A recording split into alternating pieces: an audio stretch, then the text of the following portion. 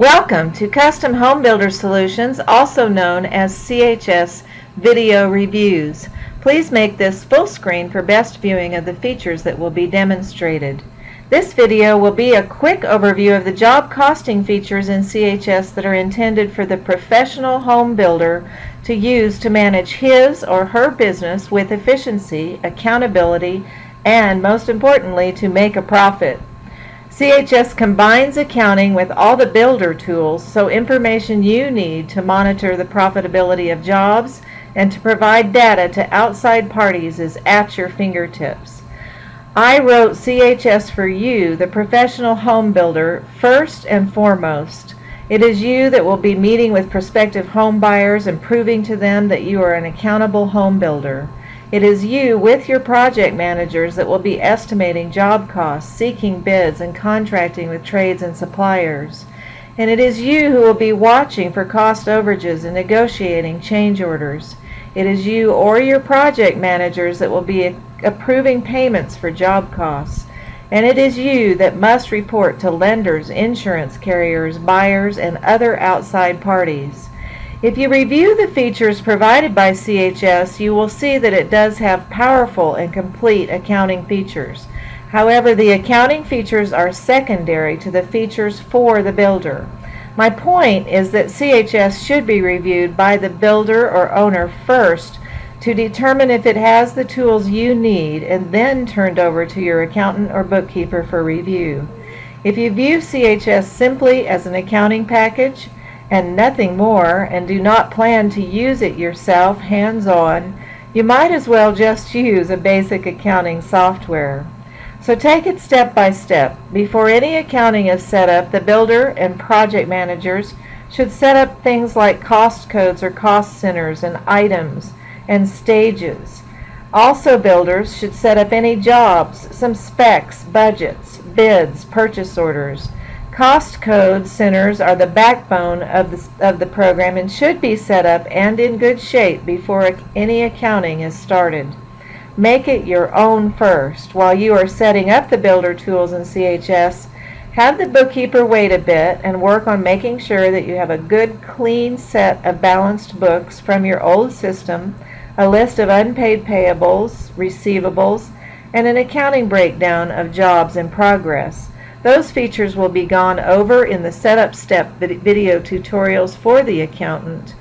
But first of all, my main point is make it your program first and then bring the accounting bookkeeping tools into play.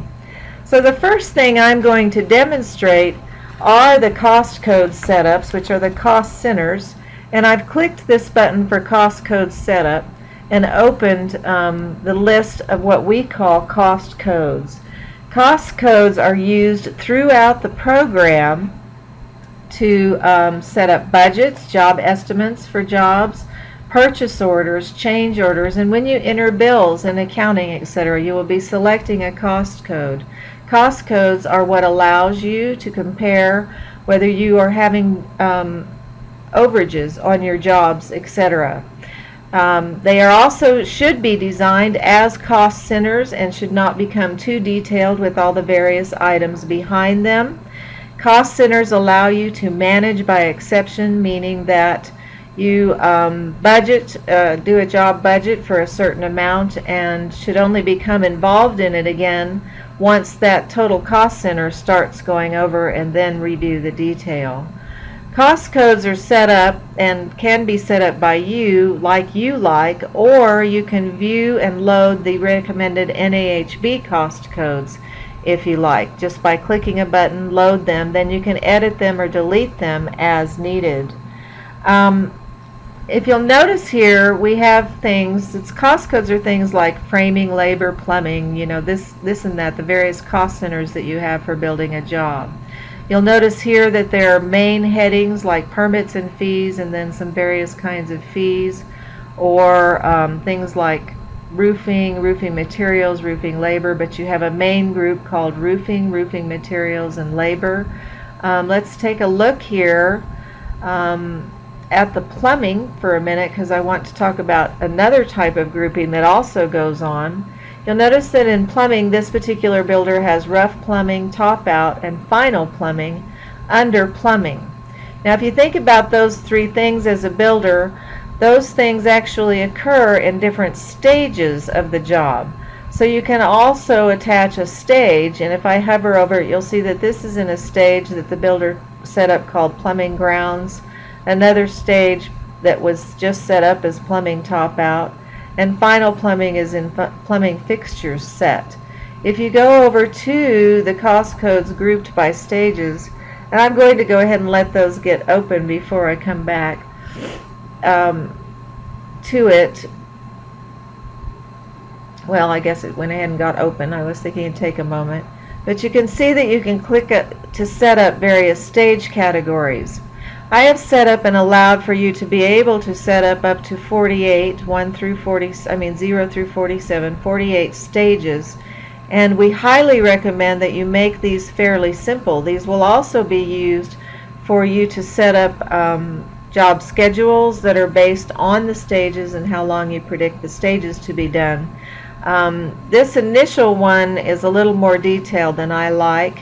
You can see that this particular builder over here has cost codes by stages and has 13 stages. That's not the one I really wanted to look at.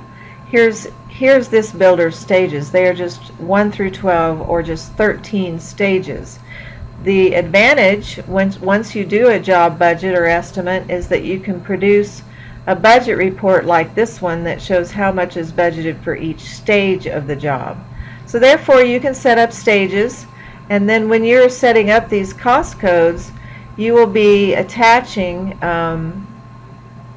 your cost codes to a certain stage, and you can, like I just showed you, you can go group them by stages instead of by these main headings. I'd like to take a quick look at this. This is a master setup, and therefore you can set up some master pricing that will automatically drop in when you are creating a job budget.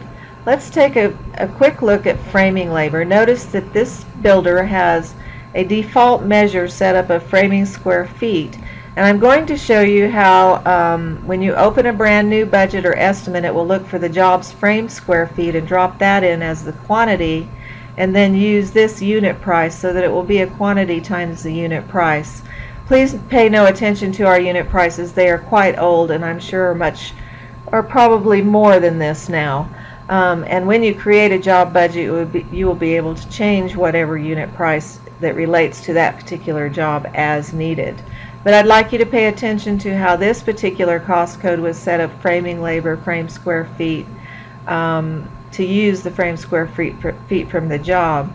The plumbing that we were looking at, notice this rough top out and final, has been set up to be based on living square feet times a unit price.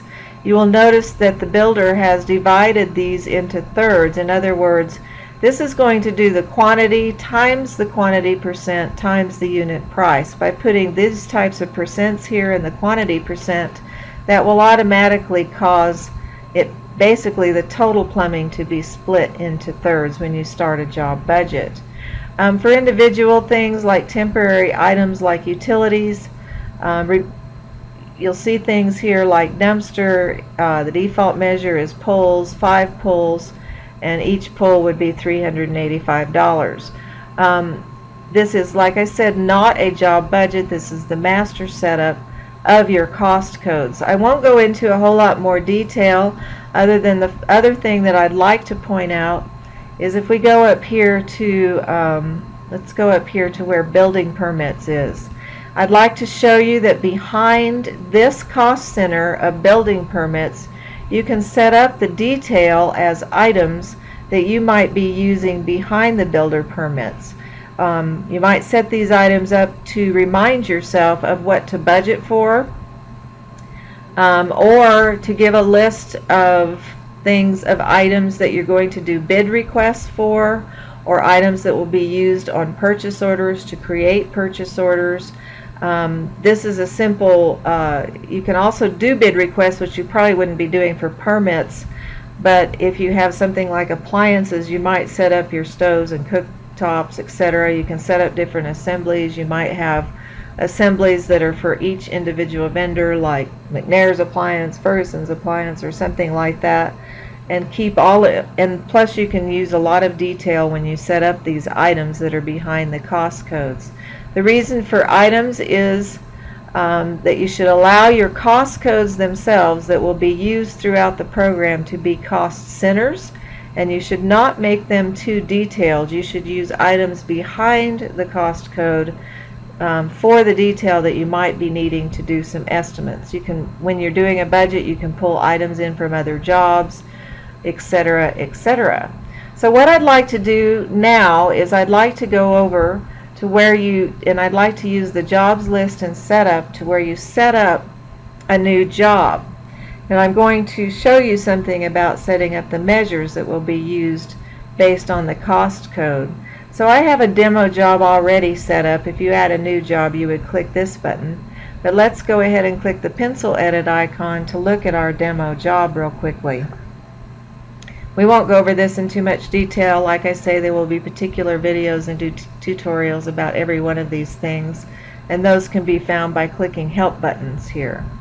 As you can see, this was given a job code. The price is done when you're doing the budgeting. Active, it's given an address, place for legal descriptions that will print on purchase orders. You can type in the project manager's name, and you can do lots of searching by project manager for various types of reports. But down here is what I'm mostly going to focus on right now, is that you can set up measurement specs. Notice that this builder has set up 4,441 as the frame square feet for this job, and we were looking at framing labor as a cost code, and I'm going to show you what happens when I start a new budget for this job. You can add, these are called the 6 top priority measures that will print at tops of reports for a builder, but you can and you can set up which measures will be your 6 top measures, but you can set up as many measures as you like for the job.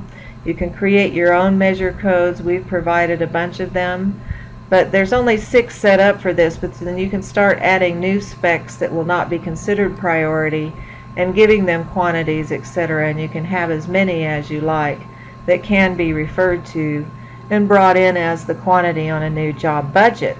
So I'll close this. I don't want this video to get too overly long, and it will be a bit long, and we might go into a second video. So what I'd like to do is set up my first budget for this demo job. If you'll notice, here's jobs with budgets listed. We don't have too many jobs in this demo program. And here's that demo job that I was showing you, and I'm going to click, it's down here under jobs without budgets, and I'm going to click this link to create a new job budget. And you have various options. One of the options is to use that cost codes master we were looking at and bring in all of the cost codes with the items and those pricing defaults. You can set up a job, make some budgets for the job, and then use budgets from another job to copy to this job if it's a similar type of job. And there's various options for doing it with the prices from that job or not with the prices, that type of thing. And some builders requested that they be able to start a new job budget from the actual costs from another job, the actual posted costs. So you can select a job and start a new budget that has the actual cost from another job in it already. But we're going to go ahead and select to use our cost codes master that we looked at a moment ago to create a new job budget. So it's going and looking for various quantities, supplying those, filling those in from your job spec measures, and has created a new budget.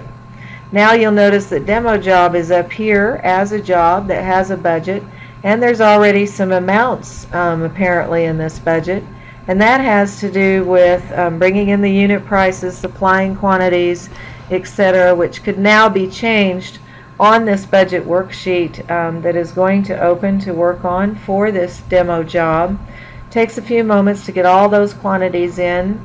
If you'll notice, we're opening tabs across the top here, and we can jump back and forth. We could leave this budget open and jump back and forth to it. So you'll notice that we have all the cost codes brought in for a budget. It's showing the total budget, and right now it's showing that it's not marked up at all. So that's the same as the budget, but various amounts filled in for you already. Notice that building permits did not. That's because we're going to use items for that. But what I'd like to look at first is that frame square feet, which is the 3150 cost code. Framing labor used the framing square feet, and if you click on this, you can see more detail. I'm clicking on framing labor. You can see that it used frame square feet. It brought in the quantity of 4,441, which was the framing square feet set up for the job, multiplied it times $4 unit price, excuse me, and came up with this total. So you can see how that's automatically there. If for some reason the unit price is different, I can change it, and these amounts will change, and I could submit that change, and you'll notice that this line over here and the total budget will change after it's validated and submitted that information. There are a lot of tools on each line that you can review, and we'll go over a couple of those. Like I said, I don't want this to become too detailed, and there will be video tutorials about this. The other thing I'd like to look at is, let's go back to the building, and you'll go through this and change and do and delete as needed from this budget. But let's click on building permits, and let's go to items. And like I said, it would load the items behind it, which will help remind you of what to budget for, or to create particular lists to send out bid requests, etc.